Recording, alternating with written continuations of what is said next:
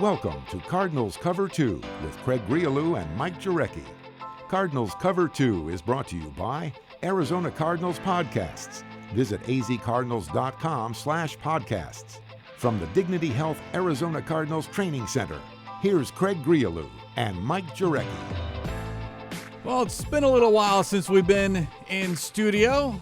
Training camp, a little bit of a break here after the first preseason game, but it is great to be here and great to be here with you. And MJ, really great to have a game now to actually kind of dissect and go over. It's preseason, but we saw a lot last night at State Farm Stadium. We'll get into that here on this Friday edition of Cards Cover 2. Yeah, it beats the alternative, and, we've been waiting for this. Obviously, you get to the draft, and the Cardinals made the right decision, obviously drafting Kyler Murray, and, we're going to look back at this draft class, and it's really going to set them up for the future considering the supplemental pick. And then you get to off-season workouts, and you're kind of curious, and then you get the training camp, and then you get that first preseason game, and they definitely passed the eye test. Obviously, there's a lot of things they need to clean up, especially stopping the run. They got Gashed there, but things are correctable, and curious to see how much we see the starters coming up next week. According to Cliff Kingsbury after the game, they're going to play a little bit more, maybe the first quarter, a couple possessions, and I think that will go a long way going into the season. It's been a 4-month wait to see Murray in action in a game setting wearing a Cardinals uniform, and I know it's a little bit hard in the press box because it's enclosed for us, but even in that atmosphere, you could hear the reaction from the fans even before Murray took a snap. As that offense walked down to the field, starting at the 2-yard line, the offense is out there, and the quarterback is usually just a tad late getting some last-minute instruction from the head coach. But when Murray jogged out onto the field, the place went nuts. Yeah, and I think a lot of people read a lot of stuff, and for those that maybe weren't able to get out there and they're season ticket holders and they were waiting for that first preseason game, yeah.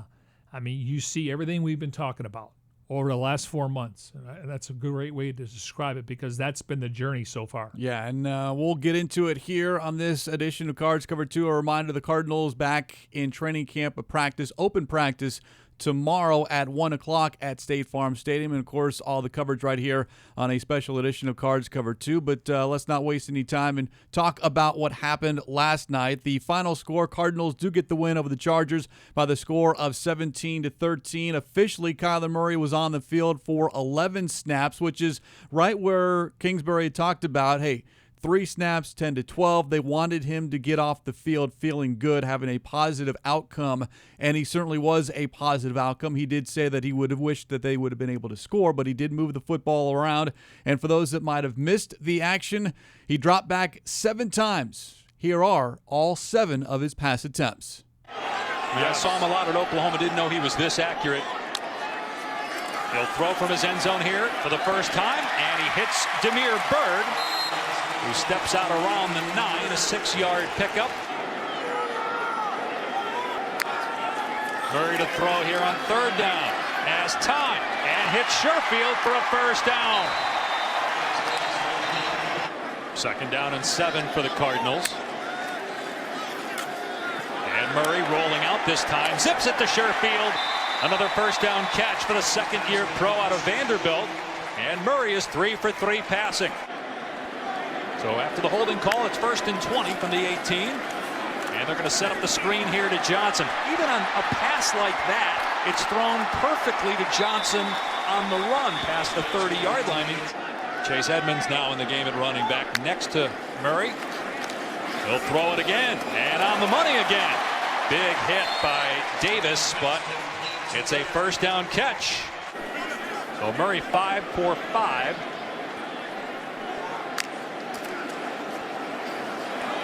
And you don't see that in the NFL very often. The RPO where it looks like he's going to run and he throws at the last second. Again, the fact that Cliff said, hey, we're going to be vanilla. We're not going to show anything.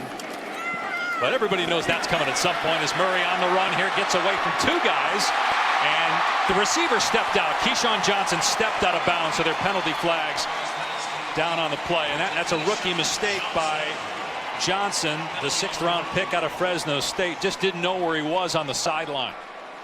But another on-target throw. Yeah, that's too bad right there. But did you see the Jets in the pants, oh, David?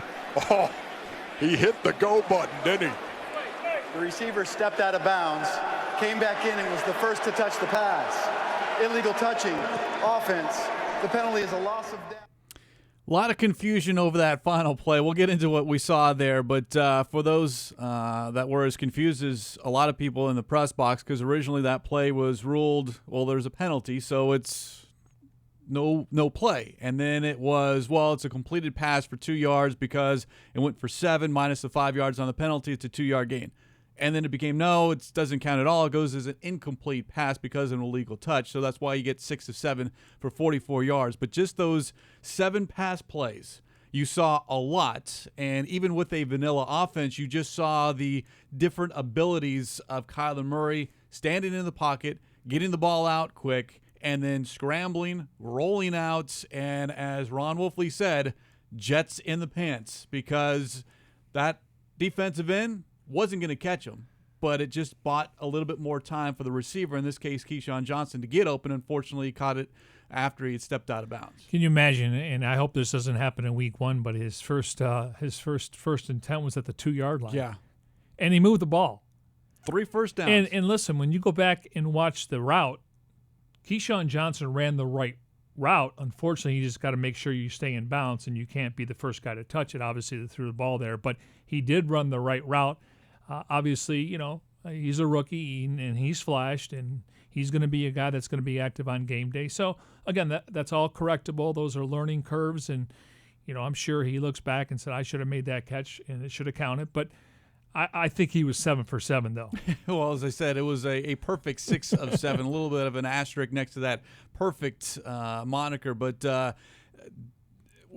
you mentioned it earlier, what we have been telling you and then been able to see in just short snippets, everyone now, not only at State Farm Stadium, but those fans watching not only locally but nationally as well, because that game was televised on the NFL Network with Pash and Wolf, and you saw everything that we had talked about with regards to Kyler Murray. And it's not a lot of deep drops, not a lot of deep throws, but if you can get the ball out quick in the hands of your playmakers, let a Trent Sherfield, a Damiere Byrd, Larry Fitzgerald, let them get the ball out in space. And we did see that RPO went for 1 yard, but that, and I don't know how much we'll see it more going forward, at least in the preseason, but now all of a sudden that linebacker, you've got to account for the quarterback, even though he's out of the pocket, and then he stopped and then kind of threw a quick dart to Fitz. Well, you can tell because he even caught Dave Pash off guard a little bit, and he does college football, and he does, of course, the Cardinals for years. And, yeah, I mean, just because of what he can do in the open field, he can extend plays, he can roll to his right and left,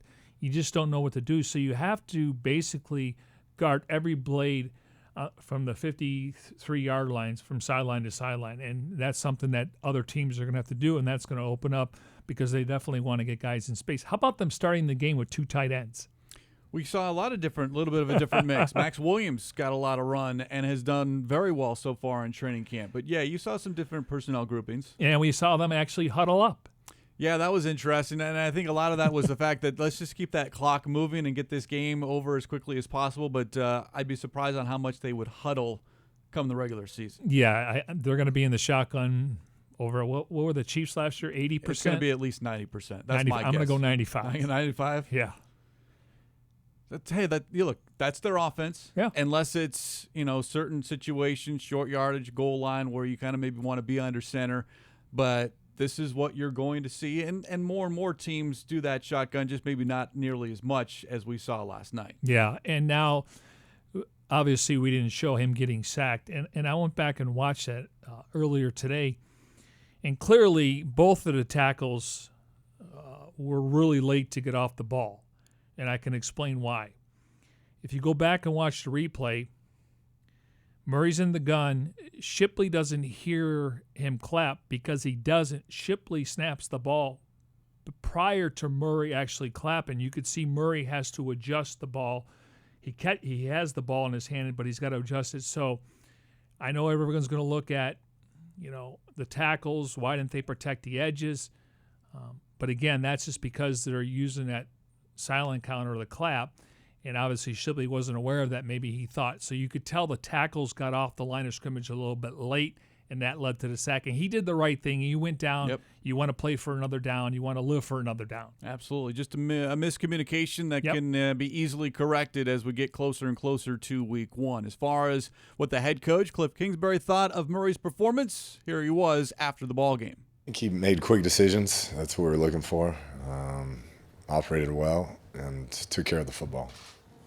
Where is it for a mobile quarterback to have that type of accuracy that he does? Seems like everything was in stride. He's, a really good thrower of the football. I think that's the point everybody's made, is to have that dynamic running ability, and you pair it with very accurate throwing ability. It's rare, and he did a nice job tonight of putting it on the money. Again, here are the numbers for Murray last night. 6 of 7 for 44 yards, led the offense to 3 first downs, and again, he was sacked on that final play. But that comment from Kingsbury about the accuracy throwing on the run, something that General Manager Steve Keim brought up this morning on Doug and Wolf on 98.7 FM, Arizona Sports Station. The quote was, Kyler's ability to get out of the pocket and elude the rush and throw with that type of accuracy on the run is pretty exciting, unquote. And that's the dynamic that Kyler Murray gives this offense, because typically that accuracy is between the tackles. You stay in the pocket, you have a better odds of completing the pass, and when you roll out, then that odds drop. But for Murray, it's, and I haven't done the numbers and the math, but it's almost the same, because he is so quick with it, and it's accurate to where that the pass catcher, whether it's a running back, wide receiver, or a tight end, they get the ball where they need it, and Murray is able to deliver.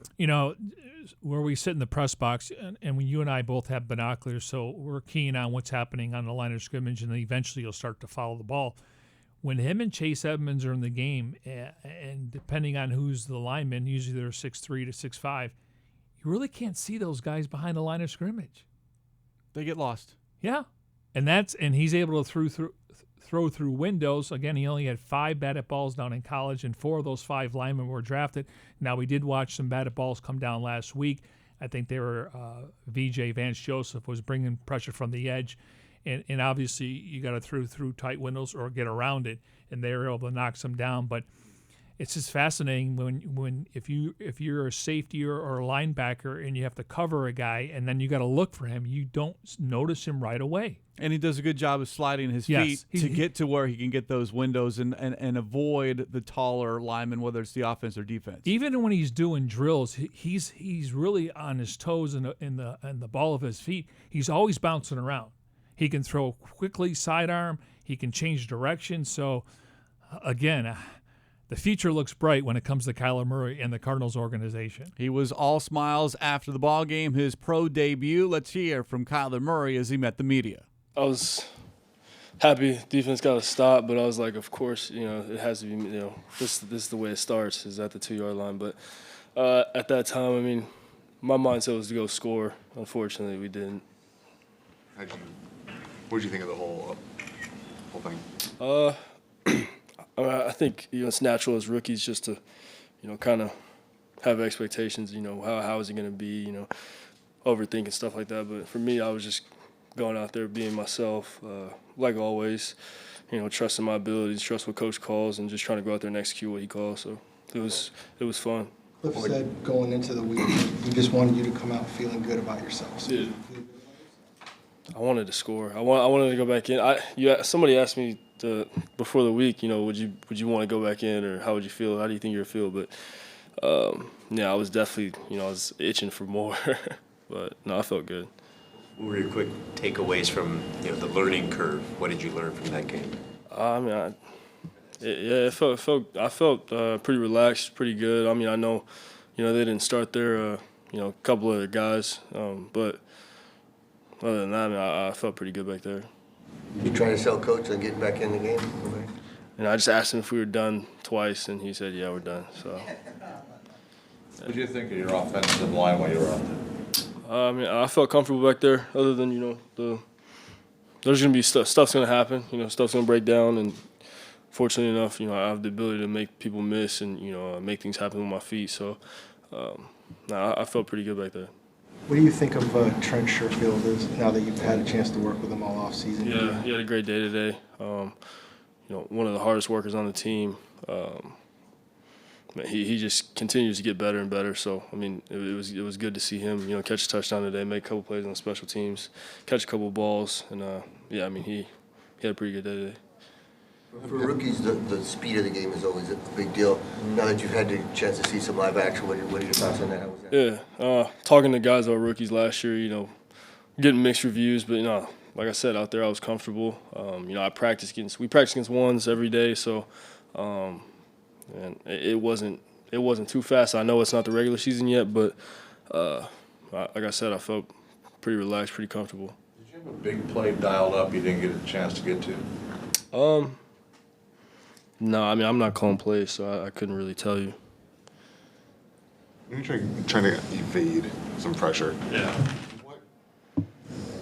What goes into you kind of resetting yourself to make that pass? I mean, a lot of it is just instinctual. Leverage. A lot goes into it, but it's all in the head. I've done it for my whole life, so I can't really break it down to you right now. But I'd say it's instinctual. How much do you soak in of watching the other quarterbacks in this offense during a game?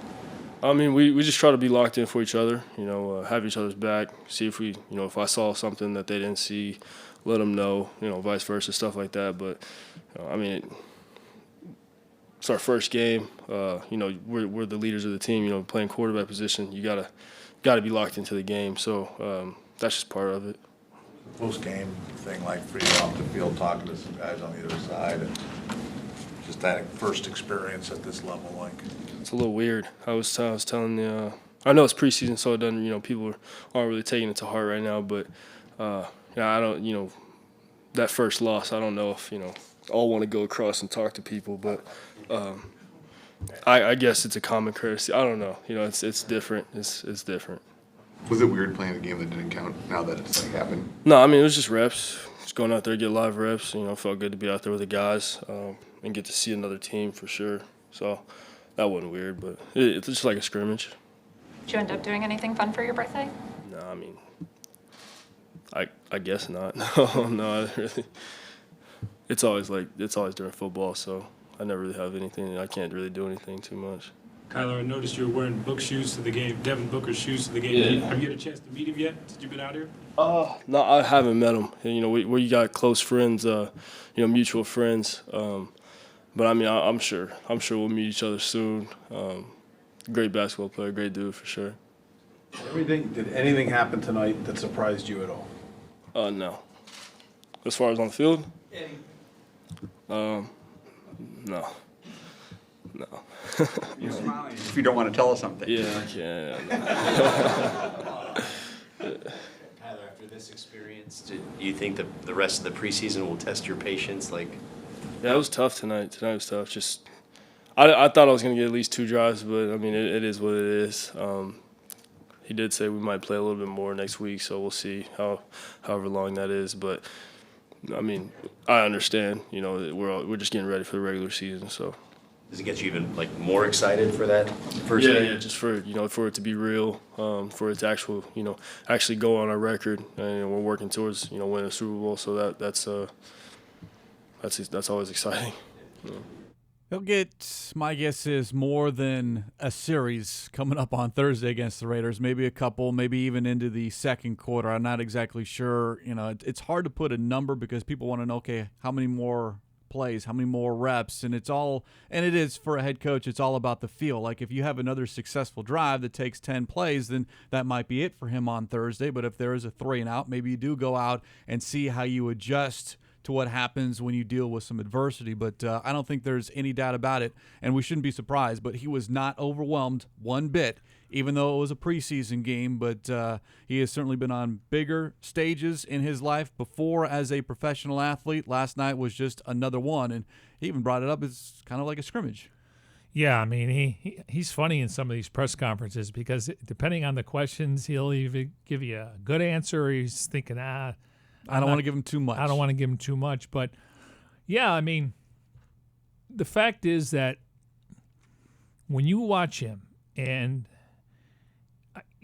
I mean, I got to think he had some butterflies, but there's a difference in having butterflies and then being nervous and going out there and playing shaky. It doesn't affect him. He wants to do well. Yes, but I mean, you could just see he's played in big games. He had a really successful record in high school, and it's just carried over. And again, there's going to be some growing pains, just because teams are going to, once we get past September, they're going to have 4 games of film. And so there's going to be some growing pains, but I like the way he's handling everything, and it's amazing that he is already a leader in that locker room, and he's been here, 4 or 5 months. Yeah, it is a Football Friday here on this edition of Cards Cover 2 as we broadcast from the Dignity Health Arizona Cardinals Training Center, and of course doing so in our Bose QC35s. Go to Bose.com for more information. And a reminder, if you ever happen to miss a show, even those shows that we do out at State Farm Stadium, you can download it as a podcast via Apple Podcasts, Spotify, Stitcher, Google Play Music, TuneIn, and SoundCloud. And of course, all of your favorite Cardinals podcasts can be found at azcardinals.com/podcast. Quick reminder for those fans that are going to the game next Thursday, go to azcardinals.com and download the digital app, because tickets, there are no more paper tickets. And I know for that, for some, for a lot, that's going to be an adjustment. But the Cardinals, again, remind you, it's a very simple process. You download the app, and everything is right there. And then if you want to give your tickets away, the transfer is very easy. But do it ahead of time. Be prepared as you are entering the stadium, and don't wait to do it until you get there. Do it a little bit early. Yeah, and the Cardinals obviously have sent out a lot of things through social media, whether it's Instagram, Facebook, or Twitter, and they sent out press releases. And every entrance yesterday had a tent there, yes, and they were willing to help you. So obviously it's different. And last year I think 6 teams did it. It's NFL sanctioned. All 32 clubs are doing it.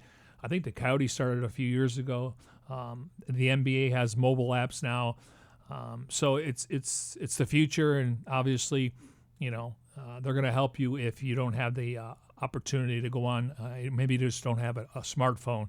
So at least they're willing to help you, but I think it's going to be a process for those that are not familiar with it. Yeah, one other note, the Cardinals do great work in the community, and they are asking for your help now as well. In honor of its 100th season, the NFL is inviting fans to join the Cardinals players, and the other teams in a volunteer initiative called Huddle for 100. The goal of the campaign is for NFL fans to donate 100 million minutes of time to help shape what our communities will look like for the next 100 years. Those fans that do donate will be entered for a chance to win a VIP experience at Super Bowl 54 in Miami, signed memorabilia, and other great prizes. For more information, go to azcardinals.com/Cardinals Huddle for 100.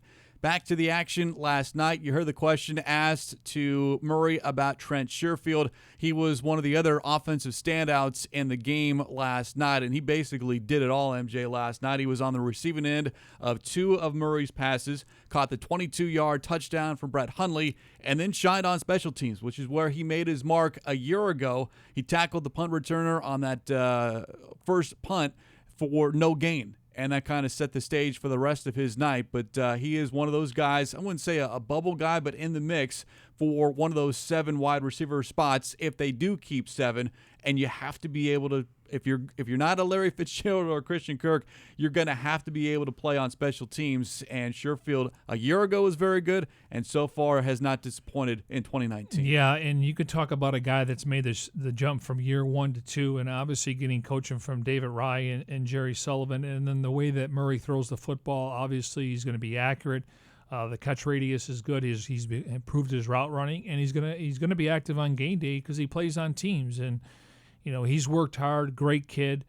I'm curious to see what the ceiling is for him because he's definitely improved as a route runner. We're not talking about him dropping passes, and he's going to get a role on special teams. So the future looks bright for him, but you're always trying to get better, and you can see he's getting better, and he's one of those guys that has made the jump from year 1 to 2. Overall, Sherfield was targeted 5 times, caught 4 passes for 44 yards, and that touchdown. Let's hear from the second-year wideout, Trent Sherfield. Yeah, just building off, and the whole group has been, that's one word that we've been trying to use is ascend. Coach Sully and Coach Rod, they have emphasized that a lot. With the guys in the room. Just being able to build off the technique that we've been being taught, and just being able. That's what the mindset was coming into this first game, and not forgetting about our technique and just going in and just doing what we've been taught. So. Do you feel like you're fighting for a roster spot? Yes, every day. Even when I feel like I feel like that for the rest of my career. Being undrafted, sometimes you're overlooked, which is perfectly fine. But it's a blessing in disguise. But definitely feel like feeling like fighting for a roster spot and just coming in every day and just like I said, just working my technique and just being the best receiver that I can be for this team. Having said that, how does it feel to have a game like this? Having said that. It feels good. Like I said, just being able to stack good days on top of good days. But I've always had the thing of just having a short-term memory. Tomorrow's a new day, so it's time to move on to the next and get ready for practice coming up here soon. What meant more to you tonight, the special teams tackle or the touchdown catch? Given what you're trying to accomplish out here. I would say both. Just being able to being like I said, coming in my first year, I had to play special teams, and just trying to find a way, to get on the field and play receiver. But honestly, I would say the special teams tackle probably meant more to me, just because just having that journey and being able to tell that story. That I had to play special teams before I was able, to be able to play receiver. So. Did you know the fans in the stands where you jumped in? No, I didn't. I actually didn't know what to do, and then I was just like, you know what? Let's go jump in the stands and let's try that out. So, yeah. Did you know? Go ahead. Sorry. Yeah. Well, I don't know. We'll see. We'll see. Hopefully, get in there, get in the end zone a little bit more, and we'll see. So. Did you know for sure it was a touchdown? Did it feel like? Yeah, I did. I knew I got the left foot in. I wasn't really too sure about the right foot, but when I seen the rest, throw their hands up, I said, "Yep, there it is. We got it." So. What goes through your mind though when you see the ball coming? Okay, I got a chance to score here. Really, I guess just being in paradise. I always try to make sure that I put myself in the mind frame of just being, cool, calm, and collective. That's what our coaches has always taught us. Just making sure that we, when the ball's in the air, that we don't freak out. That we just stay, composed and just stay poised. And that's one thing that I learned a lot from Larry. You see a lot of his catches, the great catches that he's had. You see it just all over his face. He's just calm. He's poised. His head is steady. The helmet isn't moving everywhere. And that's something that's what we've been training. So that's what I took from practice, to the game. How about just with this offense? There's so much anticipation about this new offense. How exciting is it for you to finally get on the field and see what it looks like? Oh, it's fun. It's very fun. I was so excited and I was ready to play and ready to see how we looked, for the first couple, for the first drive or whatever. And I think we looked really good. Now I really like the direction that we're heading in. So. Now, again, that was a good question. I think it was Darren that asked him what's more special teams. Yeah. Yeah, he's like both, but he knows how he cut his teeth. Yeah, he made his mark on special teams. And as a guy that's undrafted and you come in as an undrafted free agent, every year he's going to have to prove himself. You never want to say, I made the roster, because they're always trying to replace you with somebody else, younger, sometimes more experienced. But one thing that I've talked to Larry about, Larry really likes this wide receiver room. And I know last year, there was talk about they like the wide receiver room, but I think they got some new personalities in there. And obviously it starts with Larry and Christian Kirk, and then you throw in the 3 rookies, then you got some veteran guys, Damiere Byrd and Farrell Cooper. But Larry told me he really likes this room because guys have each other's back, and they're all rooting for each other, even though they're not all going to make the team. A couple of other offensive standouts, and this is from Keim's conversation this morning, and it's hard sometimes to evaluate the offensive line, but you can after the fact looking at the film, and he brought up Mason Cole and Lamont Gilliard. Cole, because of Justin Pugh's injury, got the start at left guard, but he also played some center, and we're also seeing Gilliard also being able, that versatile guy, get reps at center but play guard. But in Keim's opinion, or at least what he told the guys this morning on Doug and Wolf about Gilliard, been very impressive in camp, and last night I thought he played extremely well. It's another young guy that it's going to be a little bit harder to make this team. I mean, I don't expect all 12 guys that were drafted, and yes, I'm including Jalen Thompson in that mix, to make this team because it's a large draft class. But you do want some position flexibility, some versatility, especially along the offensive line. And you've got 2 guys right now in Cole and Gilliard who can both play center and both guard positions. And the more you can do, position flexibility goes a long way. I think Lamar Gilliard makes the roster. I think he makes the 53. I don't know about Josh Miles. Maybe you try to slide him to the practice squad. obviously you go with your 5 starters and, Corey Cunningham, Mason Cole. We'll see when Max Garcia can return. But I think if they keep 9 or 10, Lamont Gilliard's going to be on the roster. And it wouldn't surprise me, depending on the availability and the health of Justin Pugh. Obviously, you want to go with Cole possibly because he's got experience. But I think Gilliard is part of the future. And it's nice to have a guy like Gilliard and Mason Cole where they both can play guard and center, so you can obviously try to figure out what their strengths are moving forward. Defensively, the Cardinals forced two turnovers. There was the Jordan Hicks caused and recovered fumble at the 2-yard line on that first drive in which the Chargers were driving. And then later on in the second half, Tyler Sigler came up with the interception, and he's a great story as well. Kyle Odegaard wrote about him on azcardinals.com in the offseason. You can check it out again on azcardinals.com. But the main guy defensively, at least as far as who led the team in tackles, Dennis Gardeck. And here again, like Sherfield, an undrafted rookie free agent a year ago, cut his teeth on special teams, and now being asked to play a huge role on defense, especially with Hassan Reddick on the shelf. Gardeck got the start last night at inside linebacker, led the team with 7 tackles, 6 of them solo. He and Rudy Ford had combined to stop Dietrich Newsome on a 3rd and 2 in the second quarter.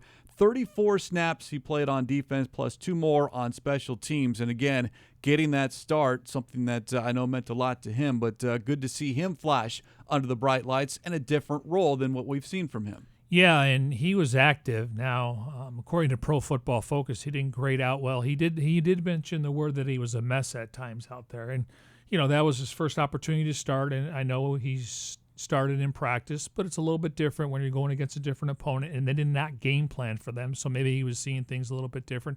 Obviously, no Phillip Rivers, no Melvin Gordon, so I'm sure when he watches the film, but he used the word "I was a mess" at times, and again, you got to stay in your lane, especially playing that position. But these things are correctable, and he's a gym rat. I'm sure he was in here early this morning watching film, and he's probably on the field running just to keep himself in shape. So he's really the last guy that I worry about. But I'm sure when he watches the film, he's going to take better angles when it comes to tackling. Well, he's taken advantage of the reps that he's getting, not only in practice but here in the game, because it's an opportunity that he certainly wants to be on the field more and not just be a special teams guy. And sometimes it takes an injury to open up that door, but he has certainly flashed, and now it's about the consistency. Do it again next week, and then in Minnesota, and then week 1, and in week 2, and so on and so forth. But you have to be able to do it week in and week out. I really like the inside linebackers. Now, I do think they're going to keep 5. You got your starters in Hicks and Reddick, and then you throw in Gardeck and Zeke Turner, and then Joe Walker. And Joe Walker's more of a special teams guy who they got from the Eagles last year. But I like that. I mean, they got some depth there now. And Ezekiel Turner, he got a chance to play in the box last night, and I know they're interested in his upside. He's kind of like Buchanan. He could play safety, but he's much better playing close to the line of scrimmage and playing in the box. So I think they got depth there, and obviously these guys have cut their teeth on special teams besides Hicks and Reddick. Not only did Gardeck get the start, but he was also one of the team captains chosen. The team captains were by the head coach, Cliff Kingsbury. Gardeck appreciative of that move when he met the media and asked about it after the ball game.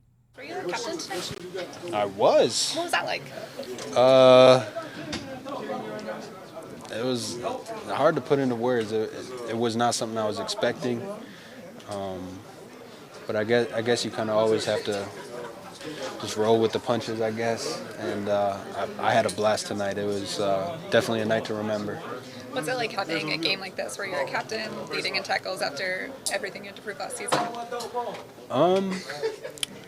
Again, it comes down not to riding that roller coaster of the highs and the lows and consistency. And there's a lot of stuff that I have to clean up. So I'm excited to make those corrections tomorrow and improve on it next week. How do you feel about the defense as a whole? Got to improve our run defense, but we're coming together. It's fun to be a part of. I need to gain as much experience and just see those reps firsthand. And I love to play the game. I don't want to come out ever. I don't care if it's preseason or week 1 or week 17. It doesn't matter. I like playing football. that passion to play, something that you can't always see on film. But Gardeck, one of those guys that loves to play the game, and you can certainly see it when he is out there. And one thing the Cardinals are trying to do, and according to general manager Steve Keim, they want guys with high character, and they want guys that love football. And I think we're starting to see that over the last 2 drafts. Football Friday here on this edition of Cards Cover 2 as we come to you from the Dignity Health Arizona Cardinals Training Center. We'll be back at State Farm Stadium on Saturday and Sunday for the open practices this weekend. But as we come to you here in studio, a nice change of pace as we broadcast in our Bose QC35. Go to Bose.com for more information. And, of course, if you ever miss a show, really, there's no reason for you to miss a show, but you can certainly download it as a podcast via Apple Podcasts, Spotify, Stitcher, Google Play Music, TuneIn, and SoundCloud. And don't forget, all of your favorite Cardinals podcasts can be found at azcardinals.com/podcast. Well, you heard Gardeck mention it as far as the run defense is concerned, and that was the one disappointing aspect of the game last night. Just how easy the Chargers were able to run the football, especially on that opening drive. 52 yards. Austin Eckler had runs of 5, 13, and 3 yards. Tyrod Taylor added a 13-yard run. Overall, almost 180 yards rushing for the Chargers. And I know you're not game planning, but certainly that first drive and just the amount of open lanes, guys just not getting off their blocks. And there were a couple of missed tackles, but more was just not getting off your blocks. Yeah, they were getting gashed those first 2 possessions, 73 yards rushing. Yeah, that is not good, and it certainly did not sit well when linebacker Jordan Hicks addressed the media last night. I think ultimately, first of all, we can't let, as a defense, the starting defense, we can't let them get down there. They were gashing us too much, and we got to stop the run. But that's part of it, man. It's growing pains right now, and it's what the preseason's for. We got to keep a perspective on who we are, what we got to do, and just continue to grow. We got 3 more weeks of until it's real, and we got to make sure that we're ready for it when it comes. Chargers averaged almost 6.5 yards a carry last night on the ground, and general manager Steve Keim, quote this morning again with Doug and Wolf, it's a little disappointing with a couple of things, the urgency getting off blocks early on in the game, the run fits, and certainly the tackling. And then he added this, which is something that I know a lot of old school football people, whether you played the game or follow it, it's how do you become a tackler? And the general manager believes you become a good tackler by tackling. But it's hard to do it in the offseason. It's hard to do it in training camp. You're limited on the amount of times you can be in pads and how much you can tackle. So sometimes you are a little bit behind once these preseason games and even on early in the regular season. And based on what we've been able to witness under this regime, even though they're in full pads going 11 on 11, they don't want anybody on the ground. Correct. They don't want any tackling. Now, we are able to show you certain drills during practice, and it's about tackling. They have these big donuts, and it's about lining up and tackling. They use dummies. They have coaches with hitting bags, and so they don't want anybody on the ground in practice. Okay, so we haven't seen a lot of tackling, but it's all about technique, and it's all about game tackling. Not don't get one guy there, and they should have 4 or 5 guys swimming to the ball. So again, when they watch the film, they'll be able to correct it. And they're going to face a really good running back next week who was a first-round pick, Josh Jacobs out of Alabama. They have a huge offensive line. They got guys 6'5", 6'6". Of course, they got an injury with Gabe Martin, and then Richie Incognito's there. So the D-line's going to have their work cut out, and this will be a really good test for the D-line and the offensive line against the Raiders D-line. And next Thursday, another opportunity for the Cardinals and some players who did not play last night. There were a handful of guys that sat out last night's game because of injury. Kevin White dealing with a hamstring injury, and he's someone on that wide receiver room that kind of needs to be out in the field to kind of get some reps and be able to show what he is able to do if he wants to make this team. Andy Isabella, who returned to practice on Tuesday but did not play last night, according to Kingsbury, he is very close and most likely will play next Thursday. And then Byron Murphy, the young cornerback out of Washington by way of Scottsdale Saguaro High School, in a walking boot. He's dealing with a soft tissue injury with his right foot. So, again, these are minor things right now, which is good, but you want to be able to get some reps once you get into the preseason. Yeah, and Murphy, they're counting on him this year. Obviously, you're a second-round pick. You're going to play on teams. He can play in the slot. He can play on the outside. Obviously, he's physical at the point of attack. anytime a guy's in a walking boot, that's just being cautious. You don't want to put too much weight on the lower extremities of your body. And it wouldn't surprise me if we see him practice this weekend, and hopefully he's ready for the Raiders game coming up on Thursday. Yeah, the Cardinals back at State Farm Stadium tomorrow afternoon. All right, let's go one more time inside the Cardinals locker room following last night's game. The head coach, Cliff Kingsbury, addressing the team. Nice job finding a way to win. It's always good to win, fellas, right? Whether it's preseason or not. Saturday, we'll watch the film, get a lot corrected, all right? But use tomorrow. Be smart, take care of your bodies, all right? It's a good time to have a little break, get recouped, all right? Going into next week, starters, we'll play a little bit more next week, but it's a nice job tonight, finding a way to win, all right? Get a break. Real quick, Coach, wanted to say congratulations to you. It's your first NFL win. It's preseason, but still, it's a big deal. Wanted to present to you.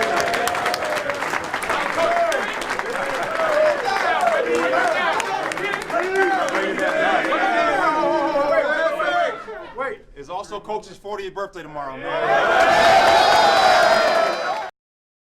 And tomorrow would be today, so happy birthday to the head coach. And for those that might be listening to us here on this Friday and not able to see it, one, go to azcardinals.com, but we'll tell you two things. One, it was team president Michael Bidwell who presented Kingsbury with the football. And, of course, it was Larry Fitzgerald who mentioned the birthday because, well, Fitz is right in the middle of everything, it seems. Well, and he doesn't forget anything. He knows a lot of things that he doesn't even, tell us about. Why didn't they sing happy birthday to him? You know what? That might be coming. I could see the rookies being asked to do something. His birthday's today, Craig. Are they going to sing it tomorrow? You never know. Isn't Fitz's birthday coming up and Darren Urban the same day? Yeah, the end of August. My birthday's coming up, too. Okay. I don't have that one on the calendar. I wasn't born on the same day as Larry Fitzgerald, though. Yeah, poor Darren's got to share a birthday with Larry Fitzgerald. Who? Exactly. Again, sing him happy birthday. He got his first preseason win. Come on, Larry.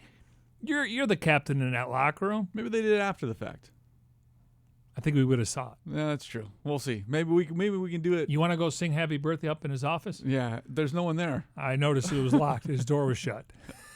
Again, Cardinals back on the practice field at State Farm Stadium Saturday, Sunday, and Monday. Tomorrow's practice at 1 o'clock. A special edition of Cards Cover 2 at that time. Again, getting near the end of open practices for Cards Camp 2019. Again, go to azcardinals.com for the complete schedule. And until we rejoin you tomorrow, we'll sign off here on this Football Friday. First preseason game in the books. The Cardinals get the win 17-13. Special thanks to those behind the scenes. Tim Delaney, Jim Almohandro, Grayson Choi, Jackson Sipes. For Mike Jurecki, I'm Craig Grialou. This has been Cards Cover 2.